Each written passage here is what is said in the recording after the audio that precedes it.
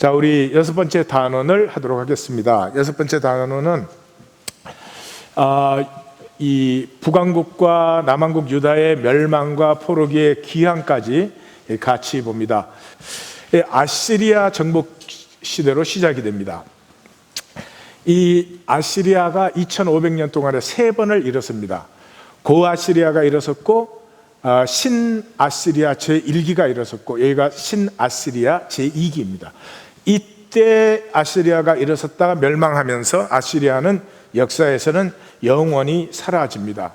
이 아시리아가 신아시리아 제2기가 일었을 때, 이때가 북왕국에서는 여로보암 2세 41년을 통치한 북왕국의 가장 강력한 왕 중에 하나인 여로보암 2세가 죽고, 그때로부터 멸망할 때까지 한 30년 동안은 가장 혼란스러운 무정부 상태가 됩니다. 5왕조에 31년 동안에 5왕조에 6왕이 들었으니까 여러분 짐작할 수 있죠. 이때 이제 사역한 선지자가 아모스와 호세아 선지자가 사역을 했습니다. 너희 멸망한다, 너희 그렇게 하면 멸망한다, 그렇게 외쳤지만 이 이스라엘은 듣지 않았습니다. 이 여로보암 시대를 이제 조금 설명을 하죠. 아시리아 팽창기로 먼저 들어가겠습니다. 디글랏필레셀 3세라고 하는 이 아시리아 전 역사에서는 가장 강한 군주, 위대하다는 말은 쓰고 싶지 않고요, 굉장히 잔인한 사람입니다. 이때까지는 그냥 정복하고 세금을 받았는데, 그렇게 하니까 이제 자꾸 반란도 일으키고 그러거든요. 그렇게 해서 이 디글랏필레셀 3세 때부터 정복한 지역은, 성을 정복하면 그 항복하지 않은 데는 그 사람 껍질을 벗겨가지고 성벽을 사람의 껍질로 덮었어요. 그러니까 아시리아 걸면 대항을 못하게 하는 거죠. 그 다음에 정복한 곳은 항복을 했든지 정복을 했든지 인구의 절반은 무조건 뽑아서 사방으로 흩어버리는 것이, 그리고 다른 데 인구를 또 그만큼 채워버리는 거죠. 그래서 완전 통일교의 전신이라고 할 수 있습니다. 사람을 섞어버리면은, 그러면 민족도 없어지고 뭐도 없어지니까 다 아시리아에 충성하지 않겠나 이렇게 했습니다. 그렇지만 그 잔인함에 사람들이 치를 떨었기 때문에 그 위대한, 결국은 애국까지 정복하는데 그 위대한 제국이 얼마 가지 못하고 멸망을 하게 됩니다. 그 사람들이 이제 그 다음에 살만에셀이 가나안에 침공했고, 사로근 2세가 사마리아를 함락하고, 그 다음에 사네립이 바벨론을 정복하고 두로의 페니키아 쪽의 반란을 진압하면서 예루살렘도 완전히 포위했었죠. 근데 예루살렘 정복 못했습니다. 그 좀 이따 볼 거예요. 그 다음에 에살하돈 시대에 애굽을 정복하는 전성기를 이룬 다음에, 그 다음에 아수르바니팔이 애굽에서 일어난 반란을 진압하고, 그 다음에는 그냥 급격하게 쇠락해버리는 사람들의 원한이 가득 찬 그러한 제국이었습니다. 그때 이제 북이스라엘에서는 여로보암 2세가 죽고, 스가라 그 아들이, 여로보암 2세가 북왕국에서는 제일 긴 오므리 왕조, 예후 왕조의 네 번째 왕입니다. 오므리 왕조와 예후 왕조 사실은 두 개죠. 사실은 북왕국은 그 예후 왕조의 네 번째 왕인데, 그가 죽고 스가라 그 아들이 등극했지만 6개월 만에 살룸한테 죽습니다. 살렘은 또 1개월 만에 므나헴에게 암살당하죠. 므나헴이 왕이 됐는데, 므나헴은 이때 아시리아가 강하니까 자발적으로 아시리아에 조공을 하고 굉장히 굽실되고, 북왕국 이스라엘은 우리 한국으로 말하면 고구려 같은 나라예요. 그래서 이 북쪽의 큰 나라하고 계속 싸워온 역사를 갖고 있어서 굉장히 기상이 살아있는 사람들이에요. 그래서 백성들이 므나헴을 굉장히 싫어했습니다. 싸워보지도 않고 그 나라를 그냥 주다시피 그렇게 했거든요. 디글랏필레셀 3세가 침공을 하니까 사마리아 부자들한테 은을 걷어가지고 은 2000세겔을 갖다 바치고도, 그러고도 계속 무거운 조공에 시달렸습니다. 그래서 그 아들 부가히야가 왕이 되자마자 얼마 안 돼서 베가라고 하는 사람이 국내에 있는 반아시리아 그 기류를 타고 쿠데타를 일으켜서 왕이 됩니다. 그리고 베가가 왕이 되고 나서 이 연합을 결성합니다. 아시리아의, 그러니까 지금 뭐 국제 정세를 전혀 사실은 모르는 거죠. 그래가지고 이 아람 왕 르신 들어보셨을 거예요. 그리고 그 에돔, 모압, 블레셋까지 합쳐서 베가가 반아시리아 연합을 결성했습니다. 근데 이때 유다만 싹 빠진 거예요. 유다도 거기 참여하라 그러는데 유다의 아하스가 그 디글라필레셀 그 아시리아 세력을 잘 알았기 때문에 빠졌습니다. 빠지니까 또 그 반아시리아 동맹이 유다가 싹 빠지니까 그 빠졌으면 그냥 놔두면 될 텐데 그게 더 괘씸하잖아. 아시리아보다 더 괘씸하니까 유다를 공격을 했습니다. 그래서 유다가 완전히 포위된 상태에서 이제 공격을 받게 되죠. 이때 아하스는 아주 악한 왕으로 그렇게 평가받는 사람인데 아하스 때 이 사역을 시작한 사람이 이사야 선지자입니다. 그래서 이사야 선지자가 하나님이 이사야 선지자를 보고 윈못 수도 끝 세탁자의 밭 큰 길에 그렇게 되어 있어요. 그러니까 그 아마 이렇게 그 물이 흐르고 제일 위쪽에 그러니까 위쪽 물부터 귀족들이 썼던 것 같아요. 제일 윗못 그 수도 그 물길이겠죠. 그 끝 옆에 그 큰 길에서 아하스를 만나라. 아하스를 만났어요. 만나 가지고 거기서 이렇게 합니다. 그 절대로 이 아람과 이스라엘과 다른 그 동맹군들을 두려워하지 말라. 그거 타다 남은 부지깽이 같은 것이다. 걱정하지 마라. 내가 지켜준다. 그렇게 해요. 저기 이제 나오네요. 7장 4절에 너는 상가며 조용히 하라. 르신과 아람과 르발리아의 아들이 심히 노할지라도 이들은 연기나는 두 부지깽이. 그러니까 이게 이 연합국의 중축이 아람과 이스라엘이에요. 그래서 두 부지깽이 그렇기에 불과하니 두려워하지 말고 낙심하지 말라. 이제 그랬어요. 그러니까 거기서는 이제 이사야가 이렇게 담대하게 하나님 지켜주신다 그러니까 아하스가 마음이 좀 그렇게 하나님을 의뢰하는 쪽으로 기울었어요. 근데 궁궐에 돌아가니까 불안하단 말이에요. 아니 뭘 믿고 뭘 믿고 지금 연합군이 쳐들어오고 있는데 뭘 도대체 믿으라는 건지 이 악한 왕한테는 감이 안 잡히죠.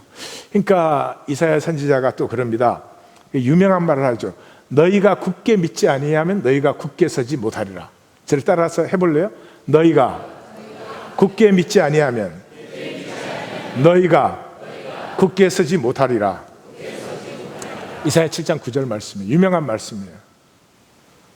우리가 서지 못하는 이유는 굳게 믿지 않기 때문이에요. 상황 따라 적당히 믿기 때문이에요. 그래서 이사야가 아하스를 보고 그래요. 징조를 구해라. 네가 징조를 구하면 하나님이 징조를 보여줄 거다. 그러니까 이 아하스가 이 믿음이 없는 왕이잖아요. 구하지 않겠습니다. 나는 여호와를 시험하지 않겠습니다. 그렇죠. 거기 여호와를 시험하지 않는다는 말은 이렇게 우리가 들으면 아하스가 참 믿음이 좋은 것 같잖아요. 예, 믿음이 좋다는 건 말씀대로 하는 게 믿음이 좋은 거예요. 지금 시험하라, 징조를 구하라 그러면 구하면 되는 거예요. 그게 믿음이 좋은 거지. 징조 구하라 그런다 여호와를 시험하지 않습니다. 그 믿음이 좋은 게 아니다. 무슨 말인지 아시겠죠? 예. 그러니까 그 이사야 선지자가 너 다윗의 집이야. 얼마나 하나님의 마음을 그동안 아프게 했는데 너희가 얼마나 더 하나님의 마음을 아프게 하겠느냐. 그러면서 나오는 말이 그러므로 주께서 친히 징조를 너희에게 주실 것이라. 보라 처녀가 잉태하여 아들을 낳을 것이요 그의 이름을 임마누엘이라 하리라. 예, 그렇게 했어요. 저게 무슨 말이죠? 저게 무슨 말일까요? 예? 우리는 이제 뭐 예수님한테만 써먹죠. 그러면은 이사야가 지금 아하스한테 아무런 의미 없는 말을 한 거야? 예, 그 성경을 그렇게 읽으면 안 된다 이 말이죠. 저게 무슨 말? 처녀가 잉태하여 아들을 낳는다. 이게 무슨 말인가요? 예? 크게 틀려도 괜찮아요. 자기 말을 자기 생각을 크게 말해봐요. 처녀가 잉태하여 아들을 낳는다. 이게 무슨 말이에요? 지금 뭐, 예. 그렇죠. 야, 우리 하나님교회 참 대단합니다. 저 기독교회 가서 물어봐봐요. 저 꼭 무슨 마리아 얘기만 그 이상 생각을 못해요. 불가능한 게 일어난다는 거죠. 처녀가 어떻게 애를 낳아요? 처녀가. 불가능한 표적이 나타난다는 거죠. 그때 너희는 하나님이 함께 계시는 것을 볼 거라는 거죠. 그러니까 저 예언은 우리 모든 삶의 에브리데이에도 다 적용될 수 있는 말이에요. 네, 그런 거죠. 우리 참 대단합니다. 그래서 그런데도 아하스가 하나님을 의뢰하지 않아요. 의뢰하지 않고 아시리아의 디글라필렛의 3세한테 도움을 요청해요. 얘네들이 쳐들어오는데 빨리 내려와서 얘네들 때려주세요 그랬어요. 그러니까 이제 이 디글라필레셀이 이 자기를 반대해서 결성한 이 연합을 혼내기 위해서 3번을 이제 쳐들어옵니다. 좀 이따 지도에서 그걸 볼 수가 있을 거예요. 그렇게 해서 이렇게 출정해가지고 아람이 그때 멸망합니다. 아람은 이때부터 영원히 멸망을 합니다. 732년에. 그리고 10년 후 이스라엘도 722년에 완전히 멸망하게 되죠. 근데 하여튼 이때 그 아람은 멸망했지만 이스라엘은 살아는 남았습니다. 10년 더 가는데 사실은 그때 망했더라면 더 좋을 뻔했다. 뭐 그렇게도 볼 수가 있어요. 근데 그때 살아남은 건 이제 마지막 왕이 호세아인데 애굽이 그때 24왕조예요. 24왕조는 애굽 역사에 가장 약했던 왕조예요. 그 바로의 이름이 솔이라고 성경에 나옵니다. 가장 허약한 왕조예요. 그걸 의뢰해가지고 반란을 일으키는 거예요. 호세아가. 그러니까 이미 북이스라엘은 그 영지 다윗 때 그걸 다 잊어먹고 사마리아 산지를 중심으로 지금 뭐 말하자면 미국으로 말하자면 다 망하고 워싱턴 DC만 남아있는 거예요. 그런 상태죠. 그런 상태에서도 엄청나게 이제 세금을 높이 냅니다. 근데 그 이집트의 소를 의뢰해가지고 그 일반 역사에서는 테프나크트라고 하는 그 바로인데 저항을 하니까 이사야가 하도 기가 막혀가지고 애굽을 의뢰하는 것은 상한 갈대를 의뢰하는 것 같아. 그렇게 그 유명한 말을 했어요. 옆에 분에게 나 그 말 알아. 상한 갈대를 의뢰하지 세상에 그 애굽을 의뢰하느냐. 그러는데 그걸 의뢰하고 이제 저항을 했다가 살만 에셀 5세가 침공을 해가지고 3년간 저항하다가 사르곤 2세에게 함락을 당함으로 북이스라엘은 멸망을 하게 됩니다. 자, 멸망을 하게 되므로 이제는 유다 왕국의 시대가 이르게 되죠. 유다 왕국의 시대가 이르렀는데 또 여기서 제일 중요한 것은 항상 역사는 그거예요. 전체적으로 하나님의 섭리가 뭐냐 하는 걸 보시는 게 제일 중요해요. 근데 유다는 이때까지 하나님이 어떻게 보호하셨어요? 북쪽에서 항상 강국이 일어나잖아요. 강국이 일어나니까 북쪽에는 완충지대가 쿠션이 2개가 있어요. 북이스라엘 있죠, 아람 있죠. 그러니까 유대는 뭐 아시리아가 쳐들어와도 뭐가 쳐들어와도 뭐 항상 뭐 유다 정도 왔을 때는 그냥 뭐 별로 큰 충격 없이 잘 지나왔다고요. 근데 아람이 망했죠, 이스라엘이 망했죠. 유다 역사의 처음으로 이 강국과 이 국경을 완전히 직접적으로 마주 대하고 있는 거죠. 그 다음에 이제 남쪽으로는 네게브 사막과 이 이스라엘 유다 사막이 있으니까 애굽까지는 굉장히 먼 거리입니다. 그러니까 애굽이 사실은 뭐 이스라엘을 쳐들어온 건 역사에 뭐 한두 번이었죠. 그러니까 그렇게 하나님이 딱 보호를 해놓고 그곳에 하나님의 나라를 세울 수 있도록 그렇게 해주는데도 이 유다가 그 말을 한 번도 안 들은 거죠. 자, 이렇게 이스라엘은 망하고 유다의 시대가 시작될 때 사실은 4개의 세력이 이렇게 떠오르고 있었습니다. 첫째는 아시리아. 아시리아가 지금 3기 신왕국 제2기 아시리아가 힘차게 일어나고 있었다 그랬죠. 그 다음에 동시에 바벨론이 900년 만에 잠이 깨는 것입니다. 바벨론은 고바벨론, 신바벨론 두 개밖에 없어요. 아시리아는 고아시리아, 신아시리아 1기, 신아시리아 2기 이렇게. 그 이름을 좀 따로 다 정하면 좋잖아. 근데 고아시리아, 신바벨론 있어갖고 그 바벨론 그러면 좀 헷갈리기도 하는데, 하여튼 이 고바벨론의 제일 유명한 왕 누구죠? 1. 광개토대왕, 2. 세종대왕, 3. 함무라비 대왕. 함무라비 그 없잖아요. 그때 멸망한 바벨론이 900년 만에 다시 일어서는데, 이 일어서는 시기에 이 유명한 사람이 나보폴라살이라는 이 왕이 일었습니다. 나보폴라살은 여러분이 잘 모르실 거예요. 성경에 나옵니다. 근데 그 아들은 분명히 알 겁니다. 아들은 뭘까요? 아빠 이름이 5자니까 아들도 5자야. 느부갓네살. 그렇죠. 이 신바벨론을 일으키는 위대한 느부갓네살이 아들인데 이제 이렇습니다. 그 조금 있으면 얘기 들어보실 거예요. 그리고 동면기를 18왕조, 애굽을 통치했던 아시아 족속 힉소스를 쫓아낸 그건 17, 18왕조. 18왕조 때 아흐모스에 핫셉수트, 투트모세 이런 위대한 진짜 애굽의 전성기를 이루었죠. 그러고 나서 애굽은 긴 동명기를 들어갔습니다. 그런데 25왕조가 구스 왕조입니다. 그러니까 제일 위에 애굽이 있고 그 밑에 뭐가 있다 그랬죠? 이렇게 지도가 이렇게 있으면 이렇게 나일강이 이렇게 있어요. 여기 제일 상류 부분을 이집트라 그러죠? 그 밑에를 뭐라 그러죠? 지금은 뭐라 그래요? 수단. 옛날에는 누비아. 그러면 수단 밑에는 뭐예요? 에디오피아. 옛날 이름은 애굽, 누비아, 구스. 여기는 그래도 흑백이 좀 섞인 곳, 이쪽도 흑인 중심이지만 그래도 셈족, 함족들 같이 섞여 있는데 에디오피아는 완전히 흑인 지역이죠. 그래서 25왕조는 이 에디오피아가 애굽을 점령해가지고 이 흑인 왕조였습니다.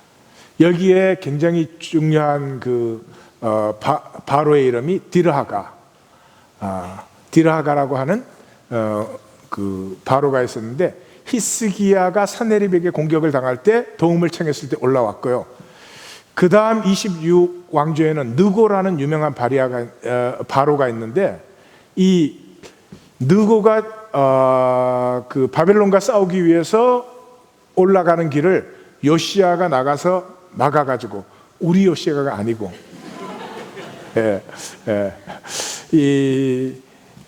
그 요시야가 나가가지고 그냥 전사해버렸어요.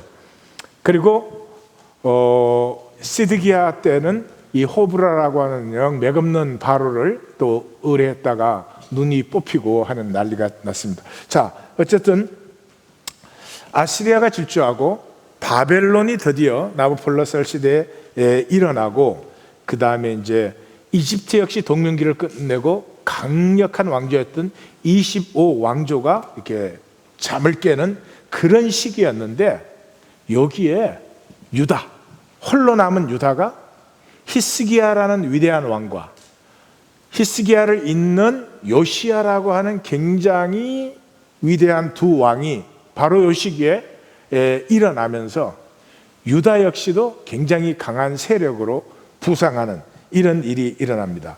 그러면 좀 보시죠.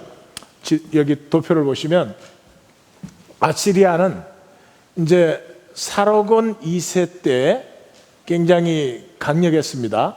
그래서 히스기야는 사로곤 2세 때부터 사네립 시대까지를 다스렸던 이 유다의 왕입니다. 25세에 즉위해가지고 29년을 통치한 그런 왕입니다. 그런 왕인데 굉장히 강력한 개혁을 했습니다. 그래서 우상을 완전히 다 파괴하고 우상 숭배를 금지시키고 산당을 다 없앴습니다. 산당을 없앴다는 말은 굉장히 중요한 말입니다. 이 가나안에 들어오면서 이 제일 먼저 영향을 받은 것이 산당에서 예배들을 하는 것이었습니다. 그래서 우상을 파괴한 적은 많이 있지만 산당을 파괴한 적은 이 히스기야와 요시야 시대밖에 없는 것이죠. 그리고 아세라 목상 이런 걸 다 깨어내고 히스기야의 개혁에 엄청 이제 그 중요한 것은 지역마다 레위 사람들을 재배치시켰습니다. 그 사람들이 말씀을 가르치게 하고 그 다음에 번제물을 가지고 예루살렘으로 나오게 하고 10의 1조를 드리게 하고 이런 개혁을 이루었습니다. 물론 히스기야 시대 때는 반대하는 사람도 있었습니다.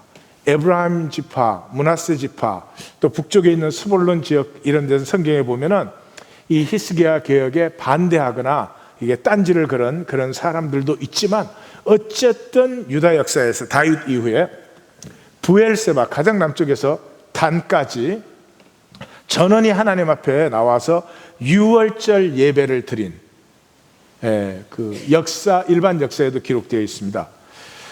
파스카 양을 잡았다 그렇게 일반 역사에는 표현되어 있는데 이 그 레위 중심의 예루살렘의 찬양과 말씀, 지방에서 레위 중심의 말씀을 회복시킨 그런 왕입니다. 이 30년이 유다를 엄청나게 강한 나라로 만듭니다.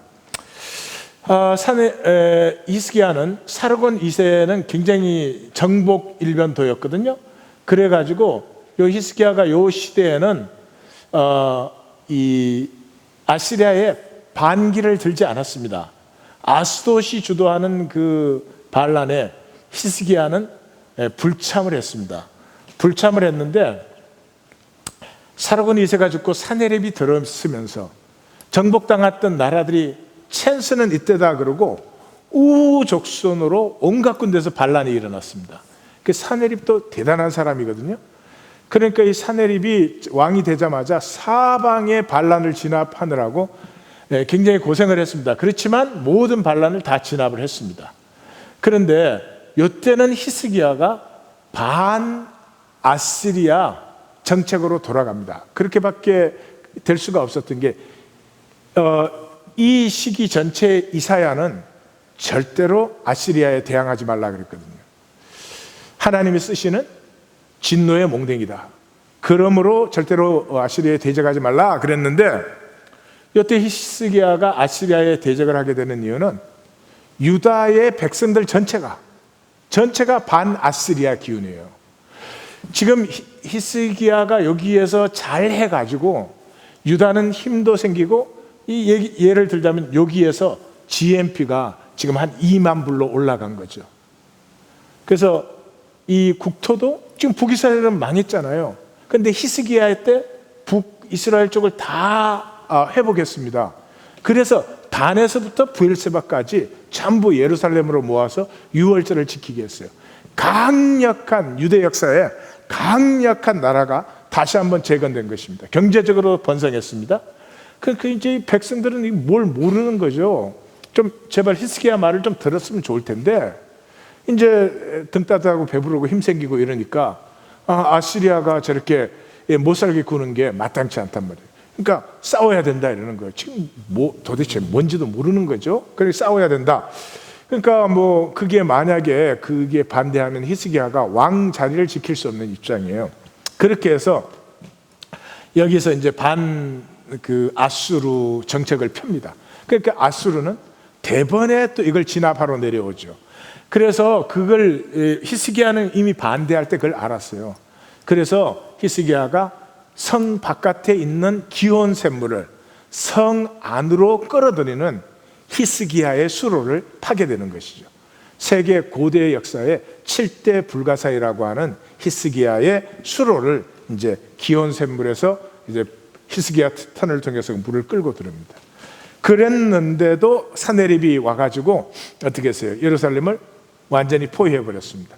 거기까지 내려오는데 46개 성읍을 그냥 짓밟아 버렸어요. 싸움이 아니에요. 그냥 짓밟아 버리는 거죠.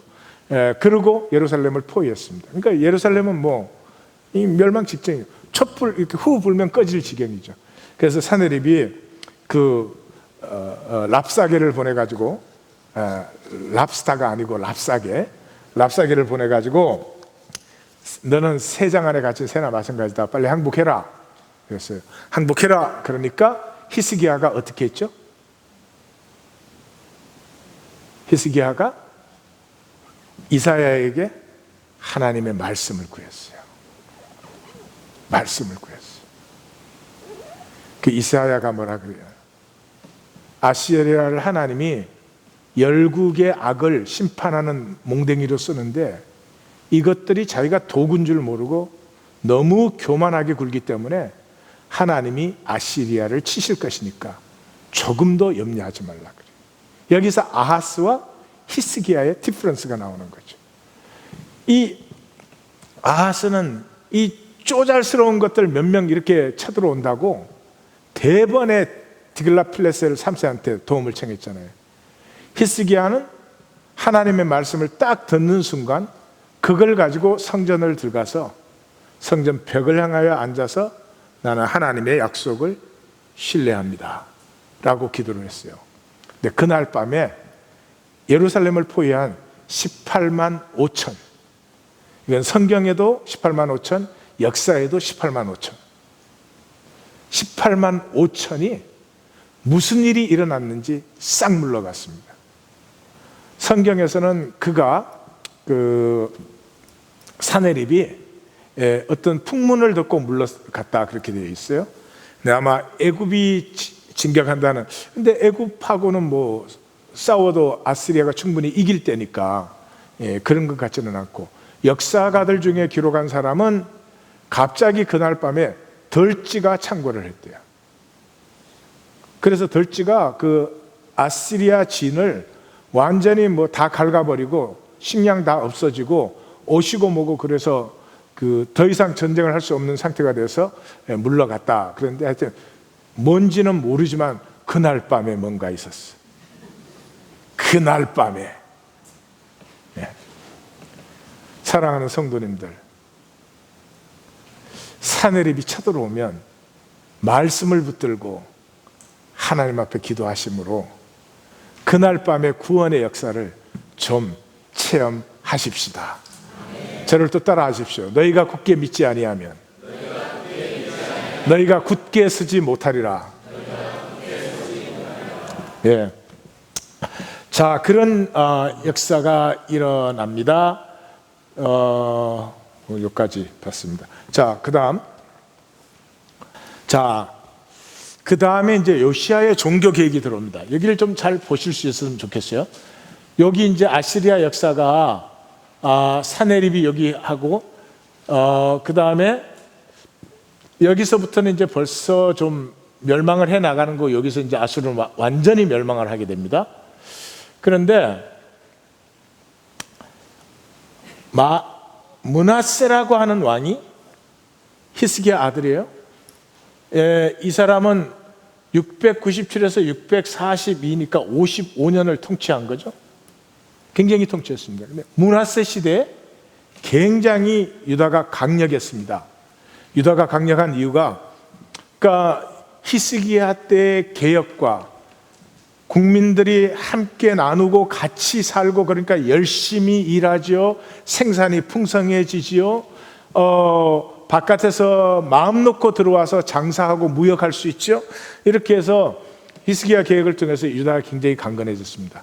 그 뿌리 위에 이 므낫세가, 근데 히스기야가 건강에 문제가 있었죠. 그래가지고 하나님이 한번 고쳐주셨는데도 54세 때 죽었습니다. 54세 때 죽으니까 그때 12살이던 므낫세가 저기에서 55년을 통치하는데, 이 므낫세는 완전히 우상숭배로 갔습니다.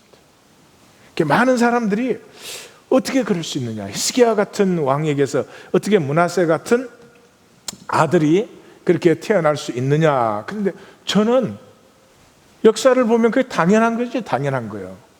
여러분, GNP 2만 불 넘으면 사람들이 교회 잘 나갑니까? 아니요. 1만 불 딱 넘었으면 교회가 확 줄기 시작해요. 2만 불 넘었으면 비어요. 이렇게. 그래서 참 우리는 그 삶을 우리 생각대로 보지 그 실제를 못 보는 것 같아요. 우리식으로 말하면 이때 2만 불을 훨씬 넘었었습니다. 히스기야 통치가 끝날 때. 그러니까 이때 이 사람들은 여호와에게 관심 없습니다. 예. 이 성경에 나오잖아요. 사람들이 루이비통 찾아 댕겼다 그러더라. 뭐, 예. 허르메스가 이렇게 장사가 굉장히 잘 돼갖고 그 돈을 많이 벌었대더라. 그 성경 안 읽었었어요? 우상숭배라는 게 뭔데요? 그런 거예요. 그런 거 트렌드 따르는 거죠. 트렌드. 그 장식이 트렌드가 되면은 그때는 그 장식이랑 다 우상하고 관계된 거죠. 그거 걸어야 되는 거예요. 그거 입어야 되는 거예요. 그러니까 히스기야가 올려놓으니까 므낫세 시대는 12살에 등극해가지고 뭐를 알겠어요? 사람들이 좋다 하고 사람들이 뭐 그냥 잘 모이고 이러면 그걸로 막 가는 거죠. 12살짜리가. 그렇게 해서 이 하나님이 주신 라스트 찬스, 히스기야 때 개혁한 그 정신을 유다가 승계했더라면 아까 4개의 세력이 일어나고 있다 그랬죠. 근데 아시리아는 하나님이 너무 교만해서 멸망시킨다 그랬죠. 4개 세력 중에 아시리아가 제일 먼저 멸망을 합니다. 그 다음에 바벨론이 올라왔을 때도 하나님이 유다를 지키셨을 텐데 왜 그때 하나님이 유다를 안 지키셨다고 성경에 되어 있죠? 바벨론이 일어서기 시작할 때 이쪽 정탐하러 사람을 보냈어요. 성경에 있는 그 정탐꾼을 뭐를 핑계대 갖고 보냈어요? 히스기야 병문안 한다는 핑계로 보냈잖아요. 근데 히스기야가 그때 바벨론은 뭐 쫙 시골이잖아요. 그러니까 그때 GNP 2만 불 올라간 이 나만 좀 자랑하고 싶은 거지. 중국 앞에 까부는 것처럼. 그 바벨론이 왔는데 그 성전 보물고에 들어가가지고 그 무기랑 금은이랑 뭐 자랑을 하는 거지. 장차 이거 너네들이 다 갖고 갈 거다 그러고 미리 예약시켜 준 거지. 성경 표현은 조금 왜 이렇게 완곡하게 표현되어 있지만 스스로 멸망을 자초하는 거죠. 그렇게 해서 이 므낫세 시대 동안에 하나님이 마지막 주신 기회가 상실되어 버립니다. 이제는 유다는 추락하는 유다예요. 그 추락을 막아보려고 선 사람이 요시야입니다. 요시야가 다시 한번 므낫세가 죽으면서 8살에 등극해가지고 16살에 종교개혁을 시작합니다. 그리고 20살에 종교개혁을 전국으로 확대를 합니다. 그러니까 유대가 얼마나 이때까지 강했느냐 그러면 므낫세 시대를 지났는데도 요시야 시대 개혁을 보면은요 제일 북쪽 끝에서부터 남쪽 끝까지, 그러니까 다윗과 솔로몬 때의 그 국토를 완전히 회복해 있는 것을 볼 수 있습니다. 그래서 20세 때 이 개혁을 전국으로 확대하고 유월절을 다시 지키고 다시 산당을 다 폐쇄하고 다 그랬죠. 그리고 26세 때 성전을 수리하다가, 그럼 얼마나 절기마다 모여야 되는데 얼마나 안 모였으면 그 성전을 수리하다가 거기서 율법책을 신명기를 거기서 발견을 했죠.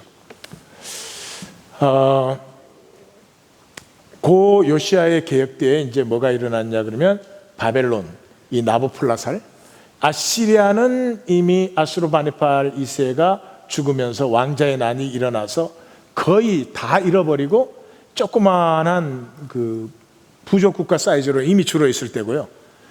이제 나부플라살로 하는 이 신바벨론이 이제 일어서기 시작하고, 그때가 종교 개혁하고 율법책을 발견하고 딱 그럴 때입니다. 그런데 이제 1차 갈기메스 전투가 일어나는 거죠. 자, 이제 아시리아는 뭐 완전히 이제 세력이 안 되는 거죠. 그러니까 아시리아하고 지금 이집트하고 이때까지 원수였죠, 원수. 얼마 전까지 이 아시리아에 애굽이 점령을 당했죠. 그랬는데 바벨론이 막 급격하게 일어서니까 이 느고 26왕조의 바로인 느고가 아시리아를, 이때까지 원수이던 아시리아를 도우려고 출정을 합니다. 그래서 이 갈그미스에서 이 바벨론과 한판 붙습니다. 붙었는데 이제 나부콜라살하고 이 느고하고 붙어가지고 무승부가 됐어요. 그래서 경계선이 이렇게는 이제 바벨론 세력이 되고, 이렇게 이 밑으로는 전부 애굽 세력이 됐죠. 이렇게 해서 이 아시리아를 돕는다고 하는 거지만 사실은 바빌론이 더 이상 남하하지 못하도록 저지하는 거죠. 저지하으로 올라가는데 이 신기한 일이 일어납니다. 이 느고가 출정하는데 요시야가 그걸 막으러 나갔어요. 요시야가 막으러. 수수께끼예요. 왜 도대체 요시야가 그걸 막으러 나가느냐 말이에요. 성경에도 이유가 없고 역사에도 이유가 없어요. 도대체 요시야가 무슨 일로 이걸 막으러 나가서, 누구가 그래, 너 피해라, 네하고 상관없는 일이다 그러는데, 아니다, 절대로 나는 못 피한다 그래가지고는 못 피한다 소리 끝나자마자 죽었대. 그냥 싸우면 안 되지. 세력이 누구 때는 굉장히 강했으니까. 근데 제 생각에는 그거예요. 므낫세 우상숭배 때 하나님은 이미 결정하셨어요. 유다는 더 이상 돌이킬 수 없다. 그렇기 때문에 요시야가 일어나서 엄청난 개혁을 했지만은 이미 그 개혁은 백성들의 마음속에는 더 이상 존재하지 않습니다. 백성들이 바라보는 건 GMP 2만 불 시대. 결코 히스기야가 했던 신앙 개혁을 생각하는 것이 아니고, 이제 이 백성들의 마음속에는 돌아간다면 어디로 돌아가느냐? GMP 2만 불로 돌아가는 것이죠. 그래서 하나님이 버리셨어요. 요시야는 하나님에게 쓰임받은 사람이죠. 더 이상 유다에는 소망이 없어집니다. 이 요시야가 죽으면서, 그때 사실 유다가 망했으면 편해요. 근데 망하지 않아가지고 북왕국 이스라엘처럼 굉장히 어려운 시간을 보내게 됩니다. 자, 그 다음 그 차트를 또 보십시다. 자, 그렇게 해서 이제 요시야가 죽었어요. 그러니까 여아스가 아들이 왕이 돼가지고 느고를 그 바로 북쪽에 있는 그 갈그미스보다는 훨씬 남쪽이죠. 지금 이제 싸움이 무승부되고 그 밑으로 내려와가지고 리블라에서 이제 휴식을 취하고 있는데 글로 아련을 갔습니다. 아련을 가니까 느고가 여호아스를 폐위시켜 버리고 엘리야김을 왕으로 세우고, 그 동생 엘리야김을 왕으로 세우고 이름을 여호야김으로 바꿨습니다. 그러니까 왕의 이름을 전해줬다는 건 이제 애굽의 제후국이 된 거죠. 유다는 더 이상 독립국이 아닌 거죠. 애굽의 이제 제후국이 됐고, 그 여호야긴이 이제 그 바벨론에 또 반기를 들었어요. 반기를 들으니까 바벨론이 또 쳐들어왔죠. 바벨론이 쳐들어오니까 이제 바벨론 쳐들어오는데 뭐 유다는 지금 힘이 하나도 없을 테죠. 그러니까 그 장로들이 성읍에서 이 여호야긴을 이제 떨어뜨려서 죽입니다. 죽이고 그 시드기야를 왕으로 세웠는데도 그래도 바벨론이 뭐 용서를 하지 않았죠. 그러다 시드기야가 결국은 또 애굽을 의뢰해서 반 바벨론 짓을 하다가 잡혀가지고 도망가다가 여리고에서 체포되죠. 여리고에서 체포된 자리에서 그 아들들은 다 죽이고 두 눈을 뽑고 끌고 갔습니다. 그것이 이제 요시야가 죽고 나서부터 마지막 왕 시드기야까지의 비참한 역사였습니다. 사실은 요시야가 죽을 때 유다 멸망했어야 되는 거죠. 이때 사역한 선지자들이 나훔은 이제 아시리아가 멸망한다 하는 것을 스바냐 더불어서 이제 그 선포한 사람이죠. 스바냐 요시야 통치기에 사역한 사람이고, 그 다음에 이제 하박국이죠. 하박국은 바벨론이 침공할 것을 예언을 했습니다. 그런데도 뭐 그때는 아직은 유다가 정신을 못 차리고 있죠. 아직은 뭐 하여튼 뭐 트렌드가 뭐냐 이러고 있을 때죠. 그래서 그 바벨론의 침공을 그 예언하면서 그 유명한 말을 하죠. 내 입술이 떨렸다. 썩이는 것들이 내 뼈에 들어와서 내 몸이 내 처소에서 떨린다. 뭐 그런 얘기를 하면서 유명한 얘기하죠. 비록 무화과 나무가 무성하지 못하며 뭐 포도나무에 열매가 없어요, 감람나무에 소출이 없으며 밭에 먹을 것이 없으며 우리의 양이 없으며 뭐 외양간에 소가 없을지라도 나는 여호와로 말미암아 즐거워하며 나의 구원의 하나님으로 말미암아 기뻐하리로다 한 그것을 하죠. 그런데 그것을 그렇게 하는 이유가 뭐예요? 하박국 선지자가 이제 하나님에게 항의를 하는 것입니다. 아무리 그래도 그렇죠. 이는 하나님의 백성 아닙니까? 아무리 타락하고 못났어도 하나님의 백성인데 어떻게 갈대아 사람들, 저 악독하고 음란하고 야만적인 갈대아 사람들을 들어서 하나님 자기 백성을 치십니까? 그 말이 안 됩니다 라고 항의를 하죠. 그런데 하나님이 그 하박국에게 답변하신 말씀이 뭐예요? 의인은 그 믿음으로 말미암아 살리라. 유다가 사는 길은 내가 지금 상황 좋게 해주거나 뭐를 그렇게 해주는 것이 아니고 이 모든 내 섭리가 진행되는 가운데서 의인은, 믿음의 사람은 하나님께서 무엇을 하고 계시는지를 보기 때문에 반드시 하나님의 역사, 하나님의 생명으로 살고 일어나는 사람이 된다. 그 답을 듣고 나서 비록 무화과 나무가 무성치 못하며 하는 유명한 고백을 남기게 됩니다. 자, 이제 바벨론 시대로 넘어갑니다. 초스피드로 지금 가는 거죠. 이스라엘 망하고 유다 망하고, 자, 이제 바벨론 시대, 이제 이건 이스라엘 역사에서는 포로기 시대죠. 2차 갈그미스 전투가 1차가 609년이었어요. 그 4년 후에 2차 갈그미스 전투가 일어났습니다. 갈그미스 전투는 어디하고 싸운 거죠? 이집트하고 바벨론하고 싸운 거예요. 그 1차 때는 승부가 무승부. 그러니까 2차 갈그미스 전투도 애굽하고 바벨론이 싸우는 거예요. 근데 당사자가 바뀌었어. 애굽 쪽은 여전히 느고가 싸워요. 바벨론 쪽은 나부콜라살이 그때 병이 드는 바람에 20살짜리 너부갓네살이 총사령관이 되어서 나왔어요. 그런데 이 20살짜리 너부갓네살이 전쟁에 알렉산드나 시저나 나폴레옹에 버금가는 그런 위대한 전략가예요. 그래가지고 뭐 단숨에 너고를 깨버렸죠. 단숨에 너고를 깨고 그냥 밑에까지 쳐들어와 가지고 이 유다까지 전부 그에게 사로잡힙니다. 그래서 사로잡혀서 제1차로 1차 포로로 잡혀가는 게 이제 다니엘과 그 사람들이 잡혀가고, 2차 포로에서 에스겔과 여호야긴 왕이 잡혀가고, 3차 포로에서는 유다가 완전히 이제 멸망을 하게 되는 것이죠. 근데 이 모든 기간에 바벨론을 섬겨야 된다라고 외친 사람이 있어요. 누구죠? 예레미야죠. 절대로 바벨론을 대적하지 말라. 하나님께서 자기 백성을 새롭게 하기 위해서 이 포로로 새롭게 하신다. 포로기를 통해서. 그러므로 70년 동안 멍에를 치라고 했는데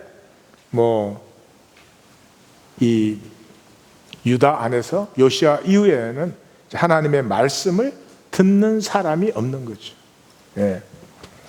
자, 그러면 유다가 이렇게 멸망하고, 유다 멸망 이후에는 어떻게 되느냐?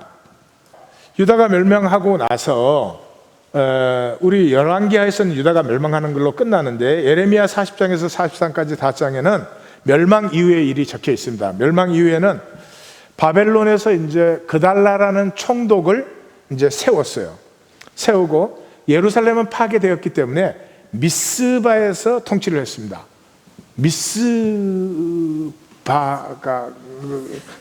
미스박을 잘못한 거라고 기억나시죠? 그죠? 아무것도 기억 안 나고 그것만 기억나, 그죠? 근데 미스바가 어디에 있는지 혹시 기억나세요? 지도에 있어. 훌륭한 답변이에요. 자, 이스라엘의 지리를 보면 서부에 뭐가 있다 그랬죠? 평야가 있다. 평야 제일 밑에는 블레셋 평야, 그 위에는 샤론 평야, 그 위에는 에셀 평야. 해마다 수련회 가서 이걸 해야 되는구만. 그 다음에 이 평야지대를 지나면 가운데 뭐가 온다고요? 중앙산지가 온다. 중앙산지 제일 위에는 뭐가 있어요? 갈릴리 산지예요. 갈릴리 산지 위에는 무슨 산지예요? 갈릴리 산지 바로 밑에는 므낫세 산지, 그 밑에는 에브라임 산지. 그 다음에 그 밑에는 베냐민 산지. 베냐민 산지 밑에는 유다 산지. 그래서 제일 중간에가 이 이스라엘 북쪽 산지와 유다 산지 사이가 베냐민 산지인데, 베냐민 산지에는 이렇게 마른 목골, 다이아몬드로, 그 제일 가운데 있는 도시가 뭐라 그랬어요? 라마. 그렇죠. 누구였어요? 아주 훌륭합니다. 예. 자, 라마가 가운데 있고 위에가 뭐예요? 미스바. 요 바다 쪽이 뭐예요? 기브온. 저 밑에 째가 기브아. 요 산지 쪽이 게바에 뭐가 있었어요? 블레셋 총독부가 거기에 있었다. 예루살렘은 요 기브아 밑에요. 그게 망했기 때문에 지금은 미스바에다가 자리를 옮겨서 그달랴가 거기서 통치를 했어요. 근데 그달랴가 아주 정치를 잘했습니다. 잡혀가고 남은 이 불쌍한 백성들을 참 잘 돌봤어요.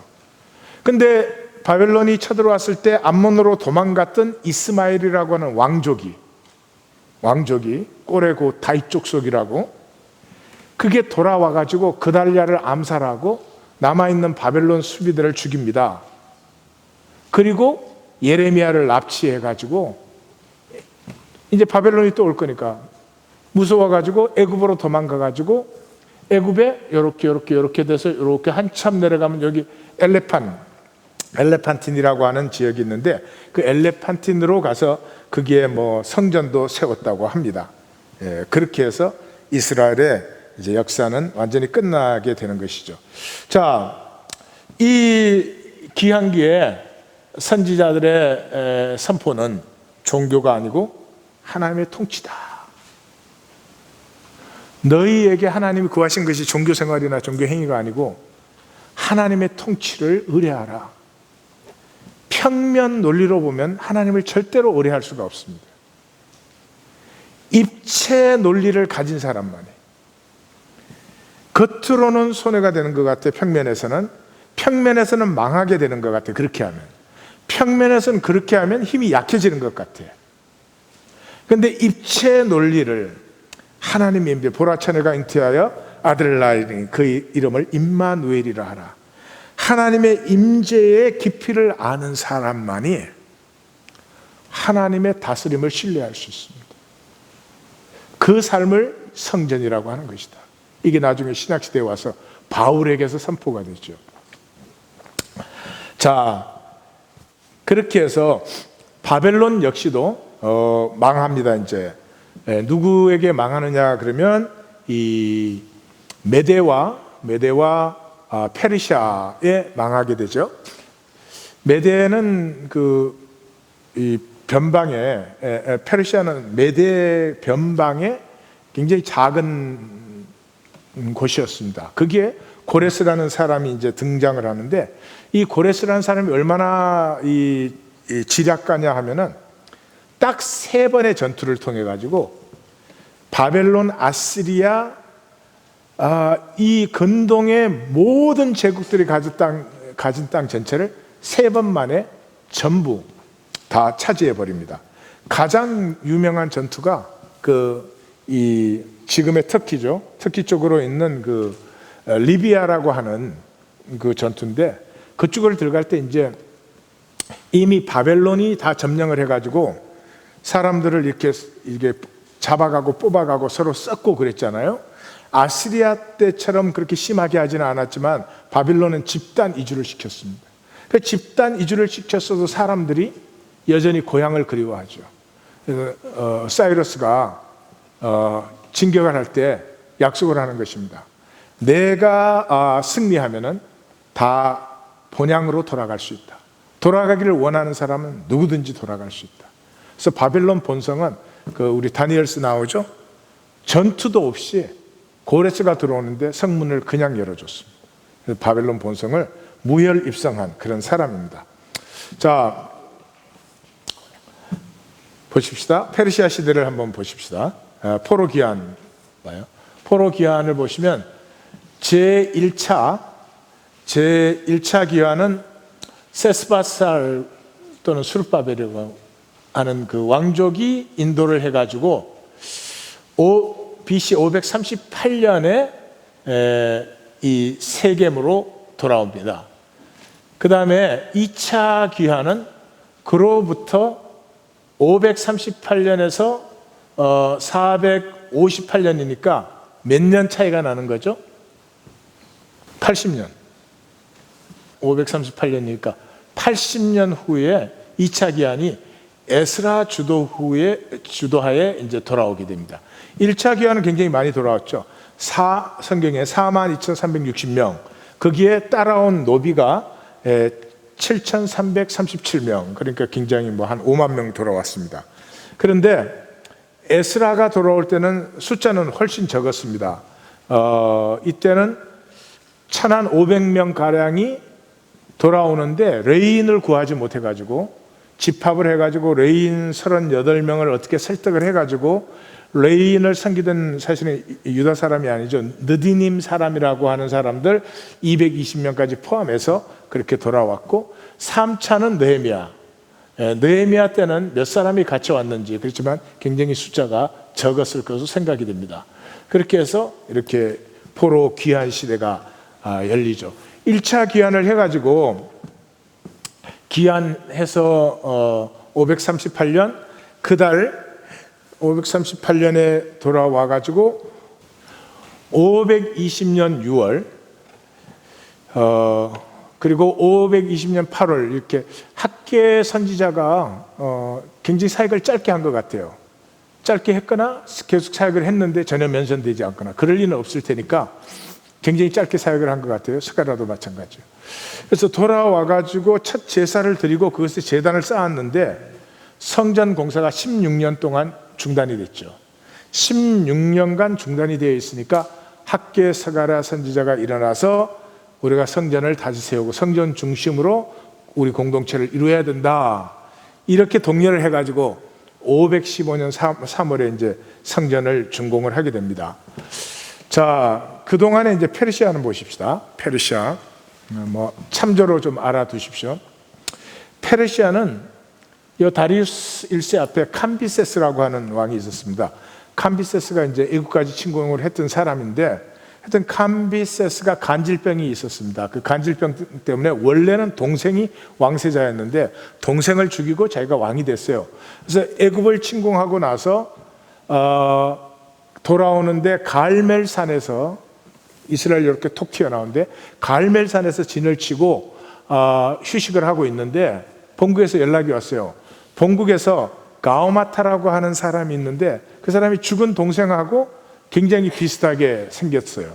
그 옛날에는 이게 왕 이렇게 가까이서 제대로 못 보잖아요. 그러니까 이 가오마타가 이 캄비세스가 이제 자리를 비운 사이에 내가 동생이야, 죽다가 살아났어, 내가 진짜 왕이야, 그런 거예요. 그래가지고는 왕 노릇을 한다는 소식이 이 캄비세스한테 전해졌어. 근데 캄비세스가 그 소식을 듣자마자 간질이 너무 심하게 발작이 돼가지고 죽었대요.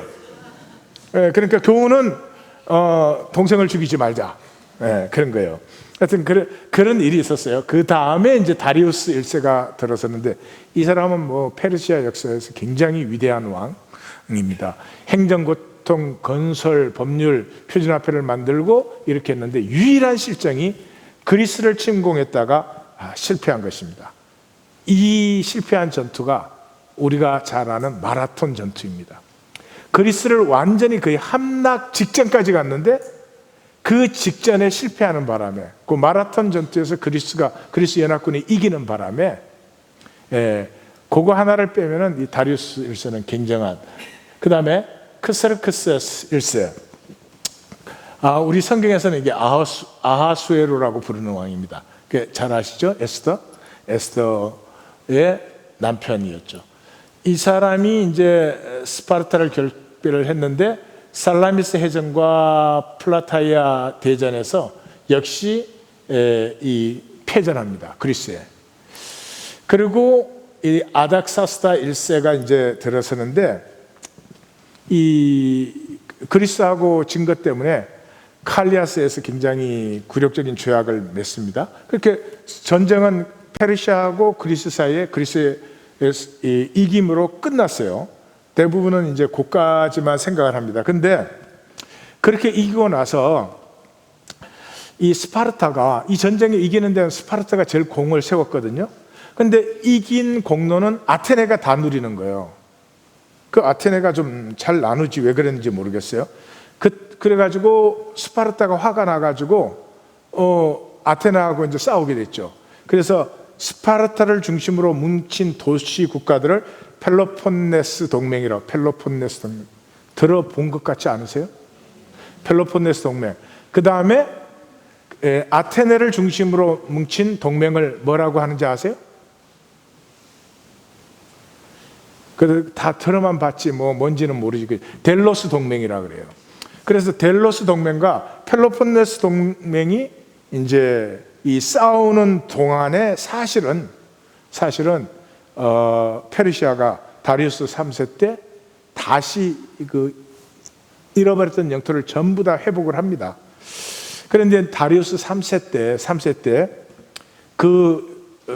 그리스 내전을 완전히 끝내고 그리스를 통일한 왕이 일어났습니다. 누굴까요? 이 델로스 동맹과 펠로폰네스 동맹의 전쟁을 완전히 끝내고 그리스 남북을 마케도니아와 그리스를 전부 통일한 왕이 일어섭니다. 누굴까요? 유명한 왕이에요. 그래서 다 알렉산더 것 같은데 알렉산더의 아버지 필립 2세요. 필립 2세가 다 통일을 했는데 필립 2세가 암살을 당하고 그 아들 알렉산더가 일어서면서, 항상 역사를 보면 아버지보다 아들이 중요한 것 같아요. 아까도 나부폴라살보다 누가? 너부갓네살. 필립 2세도 그리스를 다 통일해서 굉장한 사람인데 알렉산더가 일어서면서 그 다음에는 이제 페르시아고 뭐고 이제 게임이 안 되죠. 그냥 쫙 짓밟아 버립니다. 자, 이렇게 해서 신구약 중간기로 이제 우리가 들어서게 되는데, 이제 거기는 다음에 우리가 만약에 신약을 좀 볼 시간이 있으면 그때 같이 좀 보도록 하겠습니다. 정리를 한번 하겠습니다. 이렇게 많은 걸 들으니까 정신이 하나도 없겠지만은 제일 첫 번째로 우리가 본 것이 아시리아 시대였습니다. 신아시리아가 일어서고 있는 시대였습니다. 그 신아시리아가 일어서고 있을 때 선지자들은 분명히 하나님의 말씀을 전했습니다. 근데 북왕국 이스라엘은 눈꼽만큼의 관심도 없었습니다. 자기들은 굉장히 똑똑하고 현명하게 처신한다고 했지만 너무너무 비참하게, 북왕국은 너무너무 망하는 거 좋은데 너무너무 비참하게 망했습니다. 북왕국이 없어진 유다 시대, 이제 하나님의 보호망이 없어져 버린 유다입니다. 그럼에도 불구하고 히스기야라고 하는 왕이 일어서서 신앙적으로 나라를 개혁했을 때 북왕국 망했던 땅까지 전부 회복한 강력하고 건강한 나라를 이루었습니다. 백성들이, 이 성경에는 우리 백성들의 정언이 없어서 그렇지 아마 역사에 참으로 이런다면 살만하다 그랬을 것입니다. 그런데 그 다음 세대, 열심히 일해서 GNP 2만 불로 올린 그 다음 세대가 들어섰습니다. 어떤 일이 일어났습니까? 그 다음 세대가 아는 것은 편하게 먹고 좋은 것에 돈 쓰고, 그 므낫세의 55년 그 다음 세대의 우상 숭배가 유다의 마지막 소망을 끊어버렸습니다. 그래서 요시야라고 하는 위대한 계획이 일어남에도 불구하고 하나님이 그 계획을 중단시켜 버리십니다. 그 다음에 유다는 시드기야까지 북왕국에 못지않은 비참한 시간을 지나서 결국은 멸망하게 되었습니다. 에스겔 선지자가 포로기에서 외칩니다. 하나님이 원하시는 성전은 솔로몬이 지었던 그런 성전이 아니고 말씀이 우리의 삶이 되는 영적 성전이라고 하는 것을 외칩니다. 거기에 귀한 자들이 돌아오지만 이 귀한 자들 역시 돌아와서 그들이 성전을 어렵게 건축했죠. 성전을 건축하고 그들이 바랐던 것은 성전만 세워놓으면 이제 페르시아도 멸망하고 하나님이 우리를 세계에서 제일 국가로 세워서 어쩌면 다시 한번 다윗 솔로몬 때처럼, 어쩌면 다시 한번 히스기야 때처럼 그렇게 다시 강력한 국가로 세워서 우리도 므낫세 때처럼, 여로보암 2세 때처럼 잘 먹고 잘 사는 그런 나라가 될 것이라는 걸 바라봤죠.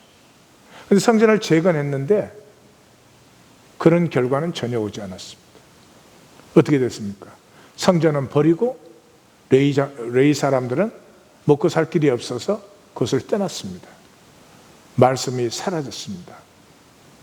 그 말씀이 사라진 곳에 유대인들이 세운 것이 회당 제도와 율법과 나중에 헤롯이 지은 성전이었습니다.